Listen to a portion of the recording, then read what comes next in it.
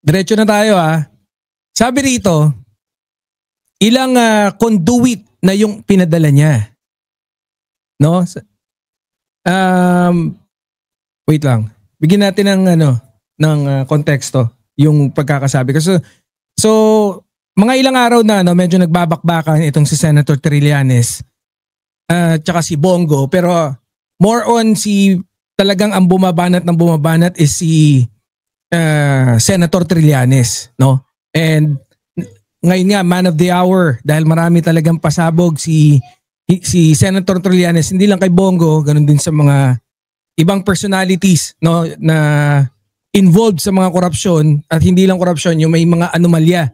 So anyways, yun nga, sinampahan na ng kaso ni Senator Antonio Trillanes, at kamakailan sa kanyang interview, itong si Senator Trillanes, ito yung binanggit niya, no, sa interview. Ang sabi niya rito, ilang conduit na yung pinadala niya sa akin para aregluhin, para hindi siya isama pero hindi ako mabibili ng pera niya. Yun, 'di ba? Ganyan ka tatag yung prinsipyo ni Senator Antonio Trillanes. Kung ating babalikan, no, si Senator Antonio Trillanes, isa to sa mga mutiny dun sa Oakwood, no, na kung saan pinalagan nila yung administrasyon ni Gloria Macapagal Arroyo. Unfortunately, nung panahon ni Digong, naging kritiko siya and medyo nasa radar siya ng mga Duterte, no. Patuloy siya nakikipaglaban dun sa nalalaman niyang katotohanan, no. And unfortunately, medyo nakapwesto talaga ng strongly ang mga Duterte na demonize siya. And after that, no, yun nga yung Oakwood mutiny, sabi, nagnakaw lang. Pumunta lang doon, nag-aklas-aklas kunyari, pero magnanakaw lang daw sa Manila Pen ng kutsarang silver, sabi niya, no. Yun ay naging parang naratibo ng Duterte against Trillanes, which malakas talaga, no, yung PR team, and besides yung mga vlogger ng Duterte during that time. Anyways, wala naman silang talagang kalaban no, during that time. And yun nga, malakas sa social media, ganun yung napalabas nila. And si ano pa, 'di ba? Nadali nila si Senator Leila de Lima. Ayun nga, ngayon, malakas ang loob ni Senator Antonio Trillanes dahil nagpalit na ng ombudsman.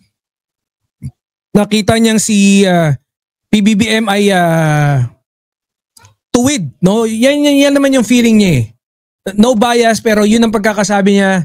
Nakita niya na maganda ginagawa ng mahal na Pangulo, and then dumating nga si Ombudsman Boying. Bilang ombudsman, pinalitan si Martires. Ngayon may tiwala siya doon sa kakayahan ng administrasyon, particularly doon sa ombudsman, kaya isinampahan niya ulit ng kaso. And after that, banat left and right. Ito nga ang isa sa mga sinabi niya, no, na talaga matinding pasabog. Biruin mo, hindi ko alam kung hanggang ngayon wala pa ring sagot si Bongo pagdating dito sa sinabi, no, sa statement ni Senator Antonio Trillanes, no, na nakailang beses na pala nagpadala, no, ng kung ano-ano para areglohin. At yung isang narinig ko sa isang balita, no, na ini-interview siya, ang pagkakasabi niya, sky is the limit. Sinabihan daw siya. Tinanong kung ano ba yung sky is the limit, ano ibig sabihin nun? Sabi ni Senator Antonio Trillanes, para mas madaling ma-figure kung ano yung sky is the limit, ano raw, 10 figures. Sa 7 lang nawala na ako So milyon. Bilyon. Naku, grabe, no? Parang yun daw yung hiningi ng isang senador, di ba? So, ibig sabihin, kung ito ay totoo, alleged pa lang naman, of course, hindi ko alam kung nagpakita na. So, nagpakita na ng ebidensya si Senator Antonio Trillanes. sa tingin ko, no, merong kagaya lagi namang gawain ni Senator Antonio Trillanes na magpakita ng ebidensya. Hindi naman to kumukuda ng walang ebidensya, di ba? Kagaya niyan. So nung kung sinabi niya yan, sa tingin ko pinapainan niyan para sumagot eh. Pag sumagot ka, akin ka, parang ganon. Pag lumingon ka, akin ka, parang ganon yung sinasabi diyan ni Senator Antonio Trillanes. So kung definitely pagka sumagot ka diyan, ang mangyayari diyan is merong ilalabas, no? So ganyan yung pagkakakilala ko kay Senator Antonio Trillanes, no? Sana makita na natin sumagot si Bongo. Sagutin niya, it's either pabulaanan niya or aminin niya sabay magpaposas na siya.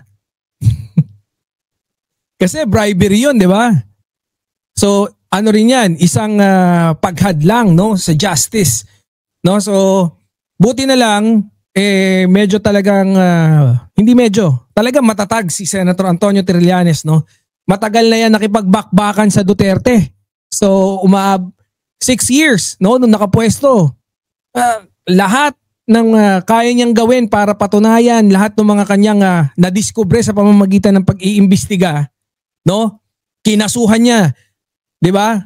Unfortunately lang talagang nakapwesto nga ang Duterte that time at yun nga, medyo pati yung amnesty niya nasilip, no?